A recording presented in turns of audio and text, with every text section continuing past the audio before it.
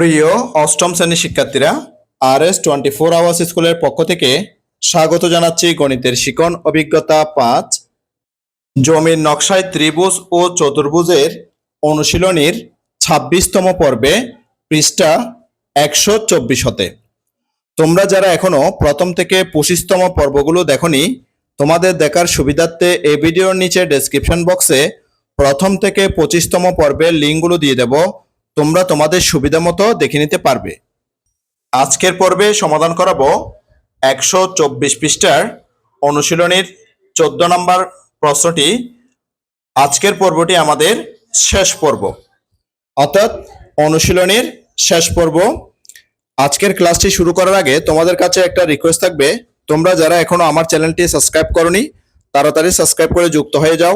গণিত সহ বিভিন্ন বিষয়ের ক্লাস দেখে নিজেদের দক্ষতা বাড়াও। চলো এবার আজকের ক্লাসটি শুরু করা যাক। 124 পৃষ্ঠার 14 নম্বর প্রশ্ন, প্রদত্ত আকৃতিগুলোর ক্ষেত্রফল নির্ণয় করো। প্রিয় শিক্ষার্থীরা, এখানে 4টা আকৃতি দেওয়া আছে। প্রথম আকৃতি ক, দ্বিতীয় আকৃতি খ, তৃতীয় আকৃতি গ এবং চতুর্থ আকৃতি হচ্ছে যে ঘ। এই 4টা আকৃতি বিভিন্ন ধরনের আকৃতির সমন্বয়ে গঠিত। এই আকৃতিগুলোর ক্ষেত্রফল নির্ণয় করতে হবে। অর্থাৎ একটা আকৃতির ক্ষেত্রফল নির্ণয় করতে হলে আমাদেরকে একাধিক আকৃতির ক্ষেত্রফল নির্ণয় করতে হবে। এই একাধিক আকৃতির ক্ষেত্রফলগুলো যোগ করে আমরা সম্পূর্ণ ক্ষেত্রটির ক্ষেত্রফল পেয়ে যাব। শুরুতে আমরা ক নাম্বার আকৃতিটার ক্ষেত্রফল নির্ণয় করব। আমরা একটু ক নাম্বার আকৃতিটার দেখে নিই। এখানে আমরা এই আকৃতিটা দেখতে পাচ্ছি। এই আকৃতির এখান থেকে এখানের দৈর্ঘ্য হচ্ছে যে 10 সেন্টিমিটার, এখান থেকে এখানের দৈর্ঘ্য হচ্ছে যে 5 সেন্টিমিটার, এখান থেকে এখানের দৈর্ঘ্য হচ্ছে যে 6 সেন্টিমিটার, এখান থেকে এখানের দৈর্ঘ্য হচ্ছে যে 3 সেন্টিমিটার, এখান থেকে এখানের দৈর্ঘ্য হচ্ছে যে 4 সেন্টিমিটার, আর এখান থেকে এখানের দৈর্ঘ্য হচ্ছে যে 8 সেন্টিমিটার। এই যে ক্ষেত্রগুলো আছে, এই ক্ষেত্রগুলোকে আমরা একাধিক ক্ষেত্রে পরিণত করে বা রূপান্তর করে ওই একাধিক ক্ষেত্রগুলোর এক একটির ক্ষেত্রফল নির্ণয় করে তারপরে ওই সবগুলোর ক্ষেত্রফল যোগ করে আমরা পুরো ক্ষেত্রটির ক্ষেত্রফল নির্ণয় করব। চলো প্রিয় শিক্ষার্থীরা, আমরা প্রথমে ক নাম্বার যে আকৃতিটা আছে এই আকৃতিটার ক্ষেত্রফল নির্ণয় করি। দেখো প্রিয় শিক্ষার্থীরা, আমাদের প্রথমে যে আকৃতিটা ছিল সেটা হচ্ছে যে এই ধরনের আকৃতিটা ছিল। এখানে এই লাইনটা ছিল না। আমরা কি করলাম, এই লাইনটা এভাবে করে এটাকে দুইটা ক্ষেত্রে রূপান্তর করলাম এবং দুইটা ক্ষেত্রের আমরা নাম দিলাম 1 নাম্বার এবং 2 নাম্বার। এবার দেখো প্রিয় শিক্ষার্থীরা, আমরা যখন নাম দিয়েছি 1 নাম্বার এবং 2 নাম্বার ক্ষেত্র, আমার এই অংশটা যখন এই অংশের সাথে এভাবে ভাগ করে নিয়েছি তখন এই পুরোটার দৈর্ঘ্য ছিল 10 সেন্টিমিটার। কিন্তু যেহেতু এখানে এই জায়গায় আমরা পার্টিশন করে নিয়েছি, অর্থাৎ দুইটা অংশে বিভক্ত করেছি, তখন এখান থেকে এখানের দূরত্বটা হচ্ছে যে তখন কিন্তু 6 সেন্টিমিটার, অর্থাৎ 6 cm। এটা হচ্ছে হবে 6 cm। তাহলে এখান থেকে এখানে দূরত্ব হচ্ছে কত, 5 cm। ঠিক একইভাবে এখান থেকে এখানে দূরত্ব হচ্ছে, অর্থাৎ এই জায়গা থেকে এই জায়গায় দূরত্ব হচ্ছে যে 5 cm। তাহলে আমরা এই 1 নাম্বার ক্ষেত্রটা হচ্ছে যে একটা আয়তক্ষেত্রের মতো, এটা হচ্ছে দৈর্ঘ্য, এটা হচ্ছে যে প্রস্থ। ঠিক একইভাবে এখানে যে ক্ষেত্রটি আছে এখান থেকে এখানে দূরত্ব হচ্ছে যে 8 সেন্টিমিটার, এখান থেকে এখানে দূরত্ব হচ্ছে যে 8 সেন্টিমিটার, এখান থেকে এখানে দূরত্ব হচ্ছে যে 4 সেন্টিমিটার। ঠিক একইভাবে এখান থেকে এখানে দূরত্ব হচ্ছে যে 4 সেন্টিমিটার। তাহলে এখানে 2 নাম্বার যে ক্ষেত্রটা সেটাও কিন্তু একটা আয়তক্ষেত্র। এটার দৈর্ঘ্য হচ্ছে 8 সেন্টিমিটার, প্রস্থ হচ্ছে 4 সেন্টিমিটার। আর প্রথম যে আয়তক্ষেত্র সেটার দৈর্ঘ্য হচ্ছে 6 সেন্টিমিটার আর প্রস্থ হচ্ছে যে 5 সেন্টিমিটার। এবার আমরা যে এখানে যে আমরা ভাগ করেছি সেগুলো বর্ণনা সহ সমাধানটা আমি তোমাদের জন্য করে দেখাচ্ছি। সমগ্র চিত্রটিকে চিত্রের মতো, অর্থাৎ এখানে যে চিত্রটাকে ভাগ করছি সে চিত্রের মতো করে 1 নং ও 2 নং দ্বারা দুইটি অংশে বিভক্ত করি। অর্থাৎ 1 নং এবং 2 নং দুইটা অংশে বিভক্ত করেছি। এবার 1 নং চিত্রটির ক্ষেত্রফল নির্ণয় করব। 1 নং চিত্রের অংশের ক্ষেত্রফল ইকুয়াল টু দৈর্ঘ্য গুণ প্রস্থ। এখানে দৈর্ঘ্য হচ্ছে 6 ইন্টু প্রস্থ হচ্ছে 5 স্কয়ার সেন্টিমিটার ইকুয়াল টু 6 5 যা 30 স্কয়ার সেন্টিমিটার। অর্থাৎ আমরা প্রথম যে ক্ষেত্র সেটার ক্ষেত্রফল পেয়েছি 30 স্কয়ার সেন্টিমিটার। এবার 2 নাম্বার যে ক্ষেত্রটা আছে অর্থাৎ 2 নং চিত্রের অংশের ক্ষেত্রফল ইকুয়াল টু এটার দৈর্ঘ্য হচ্ছে 8 সেন্টিমিটার, প্রস্থ হচ্ছে 4 সেন্টিমিটার। তাহলে দৈর্ঘ্য গুণ প্রস্থ অর্থাৎ 8 ইন্টু 4 স্কয়ার সেন্টিমিটার। এবার যে 8 কে 4 দিয়ে আমরা গুণ করে দেব, তাহলে 8 4 যা 32 স্কয়ার সেন্টিমিটার। আমরা দুইটা ক্ষেত্রের ক্ষেত্রফল নির্ণয় করেছি। প্রথমটার ক্ষেত্রফল পেয়েছি 30 স্কয়ার সেন্টিমিটার আর দ্বিতীয়টার ক্ষেত্রফল পেয়েছি 32 স্কয়ার সেন্টিমিটার। এবার দুইটা ক্ষেত্রের ক্ষেত্রফল যোগ করলে আমরা কিন্তু এখানে যে পুরো ক্ষেত্রটা ছিল এই ক্ষেত্রটার ক্ষেত্রফল পেয়ে যাব। তাই আমি লিখলাম, দেখো প্রিয় শিক্ষার্থীরা, সুতরাং সম্পূর্ণ ক্ষেত্রটির ক্ষেত্রফল সমান 30 square centimetre plus 32 square centimetre, দুটোটা যোগ করলে আমরা পেয়েছি 62 স্কয়ার সেন্টিমিটার। তাহলে পুরো ক্ষেত্রের ক্ষেত্রফলটা পেয়েছি আমরা 62 স্কয়ার সেন্টিমিটার। আশা করছি প্রিয় শিক্ষার্থীরা এই সমস্যার সমাধানটি তোমরা খুব ভালো মতো বুঝতে পেরেছো। আমি তোমাদের জন্য পুরো সমস্যার সমাধানটি একটু ছোট করে দেখাচ্ছি। দেখো প্রিয় শিক্ষার্থীরা, পুরো সমস্যার সমাধানটি আমি তোমাদের জন্য ছোট করে দেখালাম, যাতে করে তোমরা সঠিক এবং নির্ভুলভাবে পুরো সমাধানটি লিখে নিতে পারো। আশা করছি ইতিমধ্যে তোমরা পুরো সমাধানটি লিখে নিয়েছো। চলো এবার আরো সামনের দিকে আগাই। এরই মধ্যে আমরা ক নাম্বার প্রশ্নের সমাধানটা করে নিয়েছি। এবার আমরা খ নাম্বার প্রশ্নটার সমাধান করব। খ নাম্বার যে আকৃতিটা আছে সেই আকৃতিটা দেখে নাও প্রিয় শিক্ষার্থীরা। এই আকৃতিটার এখান থেকে এখানের যে দৈর্ঘ্য বা দূরত্ব হচ্ছে যে 7 সেন্টিমিটার, এখান থেকে এখানে দূরত্ব হচ্ছে 3 সেন্টিমিটার, এখান থেকে এখানে দূরত্ব হচ্ছে যে 4 সেন্টিমিটার, এখান থেকে এখানে দূরত্ব হচ্ছে 2 সেন্টিমিটার, এখান থেকে এখানে দূরত্ব হচ্ছে 3 সেন্টিমিটার, আবার এখান থেকে এখানে দূরত্ব হচ্ছে যে 5 সেন্টিমিটার। এবার এই ক্ষেত্রটিকে আমি যে একাধিক অংশে বিভক্ত করে এবং প্রত্যেকটা অংশের ক্ষেত্রফল নির্ণয় করে আমি পুরো ক্ষেত্রটির ক্ষেত্রফল নির্ণয় করে তোমাদেরকে দেখাচ্ছি। দেখো প্রিয় শিক্ষার্থীরা, আমাদের প্রথমে যে ক্ষেত্রটা ছিল সেটা এদিক থেকে হয়ে এদিক পর্যন্ত ছিল। এখন আমি এই ক্ষেত্রটিকে এখানে এই পার্টিশনটা দিয়ে দুটো অংশে বিভক্ত করে নিয়েছি, 1 নাম্বার চিত্র এবং 2 নাম্বার চিত্র। এবার 1 নাম্বার চিত্রটার দিকে একটু খেয়াল করো। এখান থেকে এখানের দৈর্ঘ্য হচ্ছে 7 সেন্টিমিটার। যেহেতু এটাকে আমি এখানে ভাগ করে যোগ করে এখানে দুটো অংশ করেছি, তাহলে এটা সহ যোগ করে দিয়েছি, তখন এখান থেকে এখানে দূরত্বটা হবে 7 সেন্টিমিটার। এটা একটু বোঝা যাচ্ছে, দেখো প্রিয় শিক্ষার্থীরা, বইয়ের মধ্যে এখান থেকে এখানে দূরত্ব দিয়েছে 4 সেন্টিমিটার, আবার এখান থেকে এখানে দূরত্ব দিয়েছে 3 সেন্টিমিটার। তাহলে 4 এবং 3 যোগ করলে আমরা কিন্তু এখানে এই অংশটা অর্থাৎ এখান থেকে এখানে অংশটার যে দৈর্ঘ্য সেটা পেয়ে যায় 7 সেন্টিমিটার। এবার এখানে এটা এখান থেকে এখানে দূরত্ব দিয়েছে 3 সেন্টিমিটার। ঠিক একইভাবে এটা যখন আমি এখানে যোগ করে দিয়েছি তখন এখান থেকে এখানে দূরত্ব হয়েছে এখানে 3 সেন্টিমিটার। তখন 1 নাম্বার যে চিত্রটা আছে সেটা একটা আয়তক্ষেত্র হয়েছে, এটার দৈর্ঘ্য হচ্ছে 7 সেন্টিমিটার আর প্রস্থ হচ্ছে 3 সেন্টিমিটার। এবার এই 2 নাম্বার যে চিত্র সেটা একটু দেখো। হ্যাঁ, সেখানে যে এখান থেকে এখানে দূরত্ব হচ্ছে বা দৈর্ঘ্য হচ্ছে 3 সেন্টিমিটার আর এখান থেকে এখানে দৈর্ঘ্য হচ্ছে 2 সেন্টিমিটার। তাহলে এখানেও একটা আয়তক্ষেত্র সৃষ্টি হয়েছে।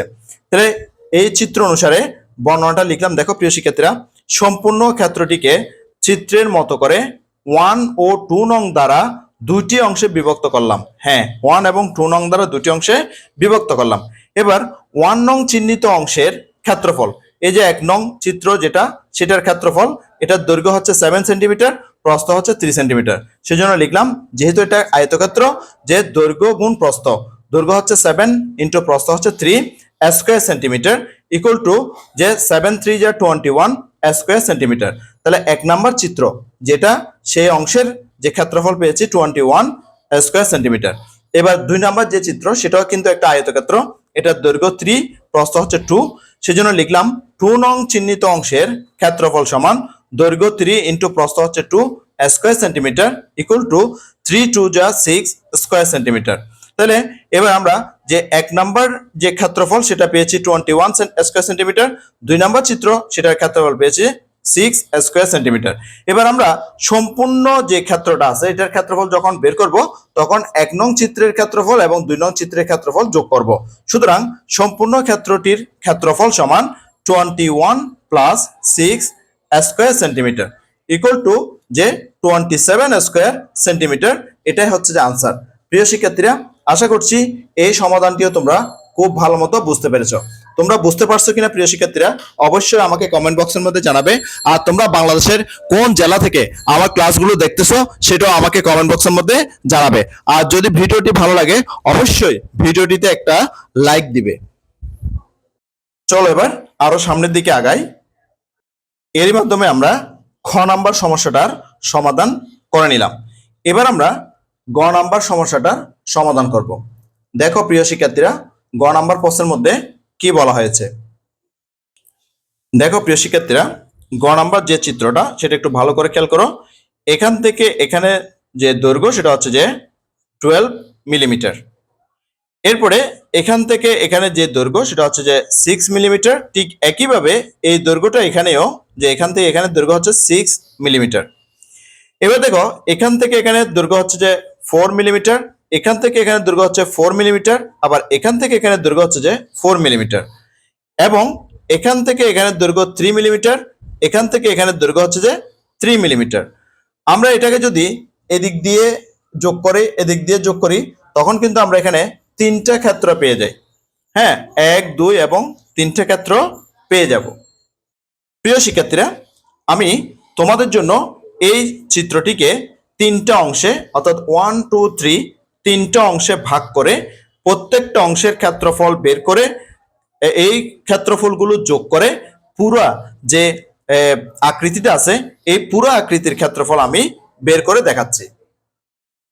দেখো প্রিয় শিক্ষার্থীরা, আমি প্রথমে ক্ষেত্রটিকে 3টা অংশে বিভক্ত করলাম, অর্থাৎ এই অংশটা যোগ করে এই অংশটা যোগ করে হ্যাঁ 3টা অংশে বিভক্ত করলাম এবং এগুলোর নাম দিলাম 1, 2 এবং 3। এবার দেখো প্রিয় শিক্ষার্থীরা, যে প্রথম যে অংশটা আছে এই অংশের এখানে দৈর্ঘ্য হচ্ছে যে 6 মিলিমিটার আর এখানে প্রস্থ হচ্ছে যে 4 মিলিমিটার। হ্যাঁ, আর ঠিক একইভাবে এই অংশটা অর্থাৎ 2 নম্বর যে অংশটা আছে সেটার এখানে দৈর্ঘ্য হচ্ছে যে 4 মিলিমিটার আর এখানে যে প্রস্থটা হচ্ছে 3 মিলিমিটার। কারণ এই পুরো অংশটা হচ্ছে 6 মিলিমিটার, এটাকে সমান 2 ভাগে ভাগ করে এটা 3 এবং এই অংশটাও কিন্তু 3 মিলিমিটার। এবার এই অংশটার সাথে এই অংশটা কিন্তু মিল আছে, অর্থাৎ 1 এবং 3 মিল আছে। এখানে যে দৈর্ঘ্য সেটা হচ্ছে 6 মিলিমিটার আর এখানে প্রস্থটা হচ্ছে যে 4 মিলিমিটার। এবার এই প্রত্যেকটা অংশের ক্ষেত্রফল নির্ণয় করব। ক্ষেত্রফল নির্ণয় করে প্রত্যেকটা অংশের ক্ষেত্রফল একসাথে যোগ করে আমরা পুরো ক্ষেত্রটির ক্ষেত্রফল নির্ণয় করব।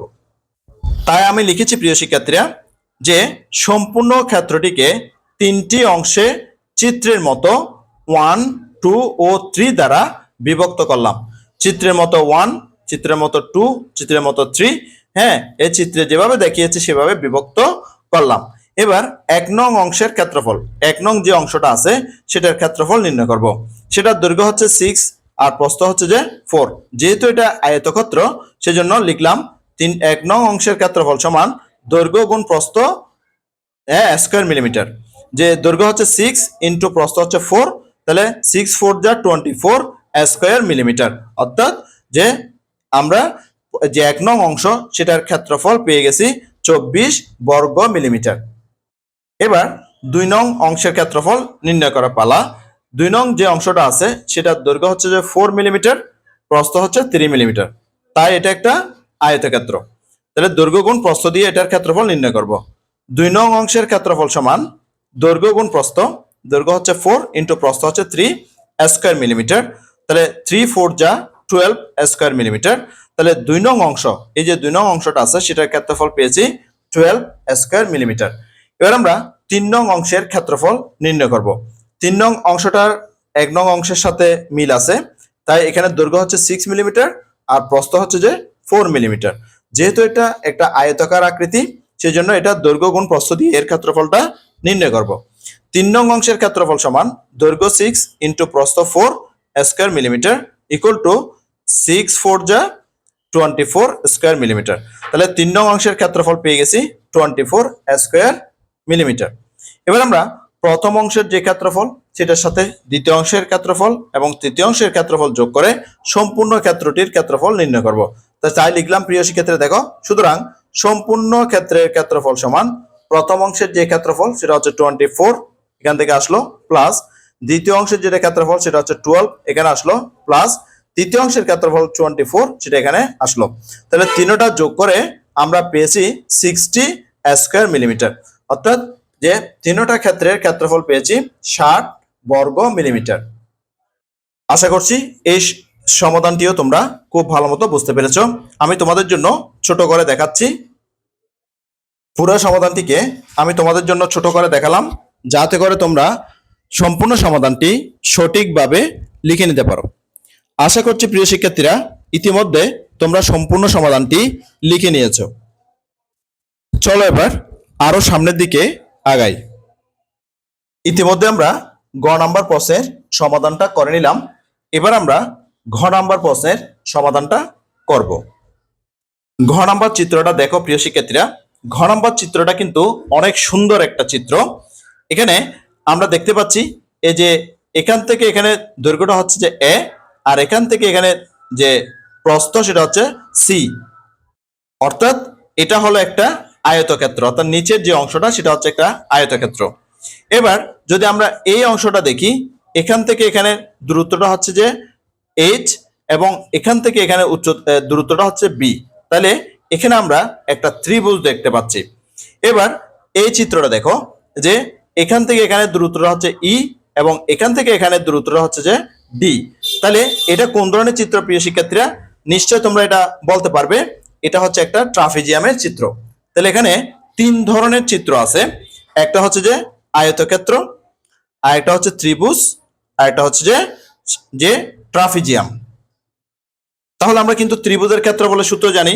ত্রিভুজের ক্ষেত্রফল সূত্র হচ্ছে কি হাফ ইন্টু ভূমি ইন্টু উচ্চতা। এখানে ভূমি হচ্ছে যে বি আর উচ্চতা হচ্ছে যে এস। এবং আমরা যে ট্রাপিজিয়াম, এখানে একটা ট্রাপিজিয়াম দেখতে পাচ্ছি। এই ট্রাপিজিয়ামের যে এখান থেকে এখানে দূরত্ব, অর্থাৎ এই বাহুটার দূরত্ব হচ্ছে ই আর এই বাহুটার দূরত্ব হচ্ছে যে ডি। এবং এই যে দুইটা বাহু, এই দুইটা বাহু হচ্ছে যে সমান্তরাল বাহু। হ্যাঁ, সমান্তরাল বাহু।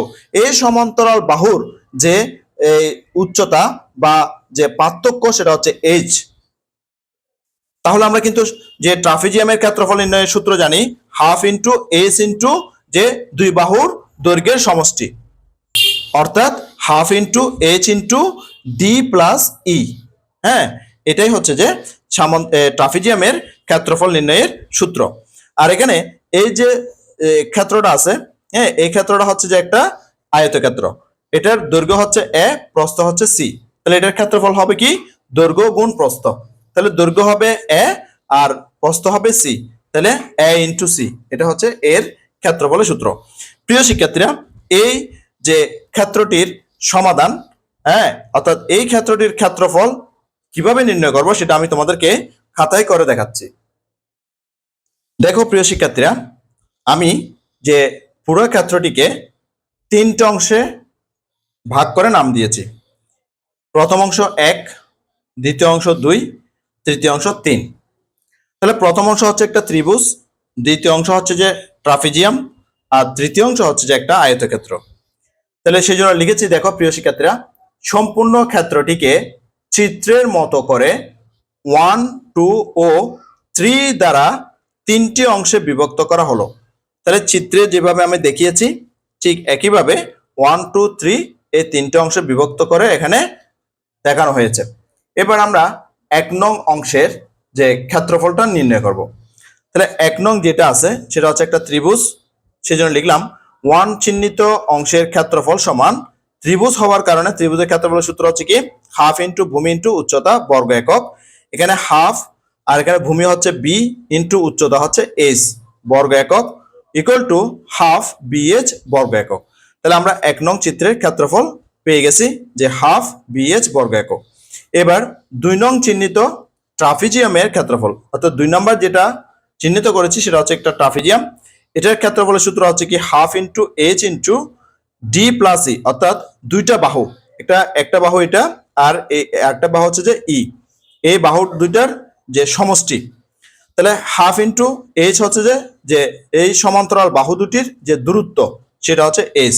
তাহলে হাফ ইন্টু এইচ এখানে বসলো, আর ডি প্লাস ই এটা এখানে বসলো বর্গ একক। তাহলে আমরা ট্রাপিজিয়ামের ক্ষেত্রফলটা এখানে পেয়ে গেছি। এবার 3 নং চিহ্নিত, অর্থাৎ 3 তে যে আমরা কি চিহ্নিত করেছি, 3 তে যেটা চিহ্নিত করেছি সেটা হচ্ছে কি একটা আয়তক্ষেত্র। এটার দৈর্ঘ্য হচ্ছে এ, প্রস্থ হচ্ছে সি, সেজন্য লিখেছি 3 চিহ্নিত অংশ আয়তের ক্ষেত্রফল ইকুয়াল টু দৈর্ঘ্য ইন্টু প্রস্থ বর্গ একক। দৈর্ঘ্য হচ্ছে এ ইন্টু প্রস্থ হচ্ছে সি বর্গ একক। তাহলে এ দিয়ে সি গুণ করলে এ সি বর্গ একক। তাহলে আমরা তিনটা জিনিসের ক্ষেত্রফল পেয়ে গেছি। 1 নং ক্ষেত্রফল পেয়েছি হাফ ইন্টু বিএইচ। 2 নং চিহ্নিত ট্রাপিজিয়ামের ক্ষেত্রফল পেয়েছি half into H into D plus c, এবং 3 নং চিহ্নিত আয়তের ক্ষেত্রফল পেয়েছি এসি বর্গ একক। এবার আমরা তিনটা ক্ষেত্রের ক্ষেত্রফলগুলো যোগ করব, যোগ করে সম্পূর্ণ অংশের ক্ষেত্রফলটা পেয়ে যাব। সুতরাং সম্পূর্ণ ক্ষেত্রের ক্ষেত্রফল সমান, প্রথমে আমরা ত্রিভুজের ক্ষেত্রফলটা আনলাম হাফ ইন্টু বিএইচ প্লাস, এরপরে ট্রাপিজিয়ামের ক্ষেত্রফলটা আনলাম half into H into D plus E, এরপরে যে আয়তের ক্ষেত্রফলটা আনলাম প্লাস এসি। এবার এখান থেকে অর্থাৎ এই দুইটা জায়গা থেকে যদি আমি হাফ ইন্টু এসটা কমন নিয়ে ফেলি, আর থাকবে এখানে বি, এখান থেকে হাফ ইন্টু এস এখানে চলে আসছে, আর এখান থেকে ডি প্লাস ইটা থাকবে এবং প্লাস এস ইটা এখানে বসবে। তাহলে বর্গ একক, এখানেও পাশে আমি বর্গ একক লিখে দিয়েছি। এখানে চাইলে আমরা আরেকটা লাইন যোগ করতে পারি প্রিয় শিক্ষার্থীরা। এখানে বি এবং ই এই বাহু দুটা যোগ করলে আমরা চিত্র দেখে একটু করে প্রিয় শিক্ষার্থীরা দেখো যে বি এবং ই এই বাহুটা, এই দুইটা বাহু যোগ করলে আমরা কিন্তু এ সমান পাই। তাহলে আমরা বি প্লাস ই এর পরিবর্তে এ লিখতে পারি। সেজন্য আমি এখানে লিখছি, দেখো প্রিয় শিক্ষার্থীরা, যে বি প্লাস ই এর জন্য এ লিখলাম, প্লাস ডিটা লিখলাম, আর এটা হাফ ইন্টু এস এটা এখানে কমন আছে, এরপর প্লাস এসি এখানে রয়ে গেছে। হ্যাঁ, এতটুকুই পর্যন্ত হচ্ছে যে আমাদের আনসার, অর্থাৎ আমরা আনসারটা পেয়ে গেছি। প্রিয় শিক্ষার্থীরা, এই সমাধানটি আমি তোমাদের জন্য ছোট করে দেখাচ্ছি। পুরো সমাধানটিকে আমি ছোট করে দেখালাম যাতে করে তোমরা সঠিক এবং নির্ভুলভাবে পুরো সমাধানটি লিখে নিতে পারো। আশা করছি প্রিয় শিক্ষার্থীরা ইতিমধ্যে তোমরা পুরো সমাধানটি লিখে নিয়েছো। এরই মাধ্যমে আমরা ঘ নাম্বার সমস্যাটার সমাধান করে নিলাম। সাথে সাথে আমরা গণিতের শিখন অভিজ্ঞতা 5 জমির নকশায় ত্রিভুজ এবং চতুর্ভুজের এই শিখন অভিজ্ঞতাটি অর্থাৎ এই অধ্যায়টি আমরা শেষ করলাম। আমি আগামী পর্বে গণিতের শিখন অভিজ্ঞতা 6 অবস্থান মানচিত্রে স্থানাঙ্ক জ্যামিতি এর প্রথম পর্বটি নিয়ে তোমাদের সামনে হাজির হব। গণিতের শিখন অভিজ্ঞতা 6 অবস্থান মানচিত্রে স্থানাঙ্ক জ্যামিতি এর প্রথম পর্বটি দেখার আমন্ত্রণ জানাচ্ছি। সাথে সাথে গণিতের অন্যান্য ক্লাসগুলো দেখারও অনুরোধ জানাচ্ছি, এবং গণিত ছাড়াও বিভিন্ন বিষয়ের ক্লাসগুলো দেখারও অনুরোধ জানাচ্ছি। ইতিমধ্যে তোমরা যারা আমার চ্যানেলটি সাবস্ক্রাইব করে আমার ক্লাসগুলো নিয়মিত দেখতেছো, তোমাদেরকে আমার অন্তরের অন্তঃস্থল থেকে অসংখ্য অসংখ্য ধন্যবাদ। আর যারা সবেমাত্র আজকে প্রথমবার আমার ক্লাসটি দেখলা, তোমাদের প্রতি অনুরোধ রইল তোমরা আমার চ্যানেলটি সাবস্ক্রাইব করে পাশের নোটিফিকেশন অল করে বেল বাটনটিকে বাজিয়ে দাও, এবং তোমার বন্ধুদের সাথে ও আত্মীয়স্বজনের সাথে ক্লাসগুলো বেশি বেশি শেয়ার করো, যাতে করে তারাও তোমার মতো দেখে উপকৃত হয়। গণিতের শিখন অভিজ্ঞতা 6 অবস্থান মানচিত্রে স্থানাঙ্ক জ্যামিতি এর প্রথম পর্বটি দেখার আমন্ত্রণ জানিয়ে আজকের ক্লাসটি থেকে এখানেই বিদায় নিচ্ছি। সবাই ভালো থাকবা, সুস্থ থাকবা, অবশ্যই নিরাপদে থাকবা। সবাইকে ধন্যবাদ।